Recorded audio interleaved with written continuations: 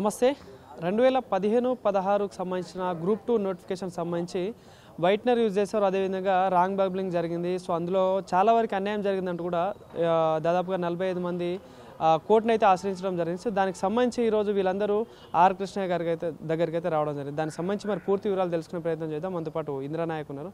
So ఏంటి 2015-16 సంబంధించిన notification సంబంధించిన అసలు ఇష్యూ ఏంటి? అసలు ఇది 2015లో నోటిఫికేషన్ వస్తే ఇలా 2025 దాదాపు 10 సంవత్సరాల కాలంలో ఒక టీజీపీఎస్సీ బోర్డు తప్పు చేస్తే ఇలా దాదాపుగా 1000 మంది ఉద్యోగాలు ఊడిపోతున్నాయి. ఇలా తప్పు చేసింది ఎవరు?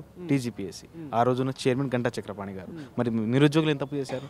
ఇలా మీరు తప్పు చేయడం వల్ల మా జీవితాలు, మా అభ్యర్థుల జీవితాలు, భవిష్యత్తు అంధకారంలో వెళ్ళిపోయినాయి. మీరు తప్పు చేయడం వలన మాకు రావాల్సిన ఉద్యోగాలు రావట్లేదు. అంటే ఒక టీజీపీఎస్సీ ఉద్యోగం పెడితే దానికి భరోసా ఉండాలి, బాధ్యతగా ఉండాలి. కానీ ఇలా టీజీపీఎస్సీ ఉద్యోగాలు పెడితే ఊడిపోయేలా ఉన్నాయి. ఒక కోర్టు తీర్పుతోనో డివిజనల్ బెంచ్ ఇచ్చిన తీర్పుతో ఉద్యోగాలు ఊడిపోయేలా ఉన్నాయి. అలా ఎందుకు జరుగుతుంది?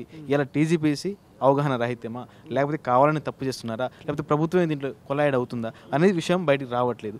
మీరు తప్పులు చేస్తున్నారు. మరి మేము కష్టపడి మా తల్లిదండ్రులు వచ్చిన డబ్బులతో మేము కష్టపడి రాత్రింబళ్ళు కష్టపడి చదివి ఇలా ఉద్యోగాలు వచ్చిన తర్వాత మీరు ఒక సైన్తో సిగ్నేచర్ మా ఉద్యోగాలు పోతున్నాయంటే మరి టీజీపీఎస్సీ ఉద్యోగాలు ఏమన్నా ఊడ్చే ఉద్యోగాలు అవి పోవడానికి? మరి ఎందుకు మీరు బాధ్యత రహితంగా అవగాహనరహితంగా మాట్లాడుతున్నాము? మాకు రావాల్సిన ఉద్యోగాలు మేము అడుగుతున్నాము.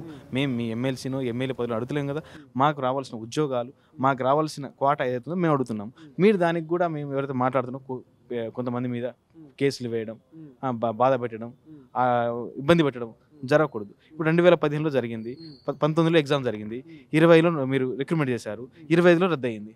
మరి దీనికి బాధ్యత ఎవరు వహించాలి?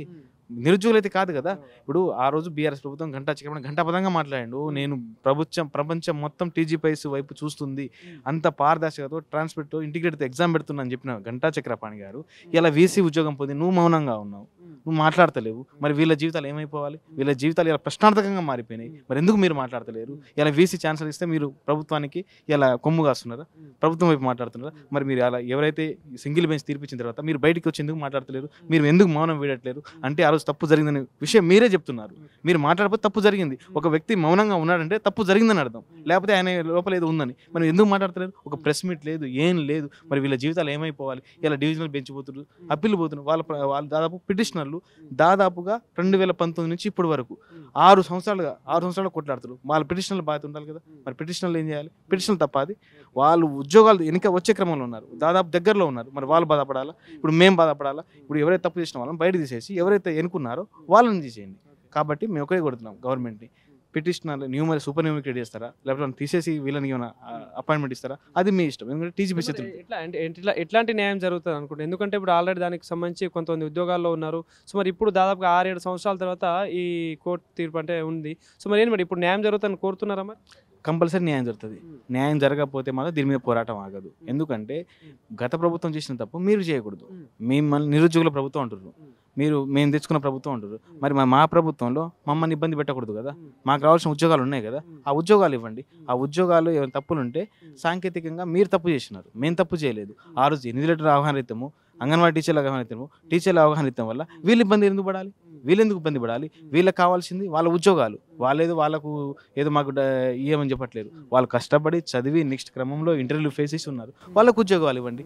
లేకపోతే తప్పు చేసిన వాళ్ళని బయట తీసి వాళ్ళకు సరి చేయండి. ఆ పద్ధతిని చేయండి. ఎంతసేపు నిరుద్యోగులను నాశనం చేసి మాట్లాడుతున్నారు కానీ వాళ్ళ భవిష్యత్తు గురించి ఆలోచించట్లేదు. ఏ ప్రభుత్వాలు వచ్చినా మా జీవితాలు మారట్లేదు. మేము అట్లే ఉన్నాము. మేము అడుగుతుంది ఒకటి, వాళ్ళ పిటిషనర్లు దాదాపుగా 6 సంవత్సరాలుగా కొట్లాడుతున్నారు. వాళ్ళ ప్రభుత్వం పైన కొట్లాడుతున్నారు. గత ప్రభుత్వం కొట్లాడారు, ఈ ప్రభుత్వం కొట్లాడుతున్నారు. వాళ్ళకి ఏదైనా న్యాయం చేసే విధంగా మీరు మాట్లాడాలి. కానీ మీరు రద్దు చేసి ముందుకెళ్ళి ఇటెళ్ళి మళ్ళీ టైం వేస్ట్ చేసి ఇప్పటికే వాళ్ళ వయసులో అయిపోయినాయి. మళ్ళీ ఇంకొక ఎగ్జామ్కి అర్హత లేదు, అవకాశాలు తగ్గిపోతుంది, వయసు పెరిగిపోతుంది. మరి వాళ్ళు ఏం చేయాలి? ఇప్పుడు వాళ్ళు ఏం చేయాలి చెప్పండి. కాబట్టి మీరే ముందు చూపుగా ఆలోచించి దీన్ని ఒక కమిటీ వేసి, లేకపోతే వాళ్ళని కూర్చోబెట్టి, పిటిషన్ అయితే వాళ్ళని కూర్చోబెట్టి డివిజనల్ బెంచ్కి వెళ్లకుండా వాళ్ళకి ఏమైనా న్యాయం చేసే విధంగా మాట్లాడండి. లేకపోతే మీరేం చేయాలి మీరు చేయండి, మా నిరుద్యోగులతో మేము చేయాలి, మేము చేసుకుంటాం. ఏంటి అంటే గతంలో గ్రూప్ 1 సంబంధించిన కాబట్టి ఇలాంటిదే ఇష్యూ బయటికి రావడం జరిగింది. ఇప్పుడు గ్రూప్ 2 కూడా అప్పుడు జరిగిందే, ఇప్పుడు రావడం జరిగింది. సో ఏంటి మరి ఎట్లా చూడవచ్చు అంటారు ఈ అంశాలను? ఇవన్నీ టీజీపీఎస్సీ లోపం. టీజీపీఎస్సీ బోర్డు కన్స్ట్రక్ట్గా లేదు, మెంబర్స్ లేరు. బోర్డులో ఉన్న వాళ్ళు కూడా ప్రభుత్వాన్ని కొంచెం అటు ఇటుగా మాట్లాడుతున్నారు. మీకు రాజ్యాంగబద్ధ సంస్థ, అటానమస్ బాడీ, మీరు ఎవరు చెప్పాల్సిన అవసరం లేదు.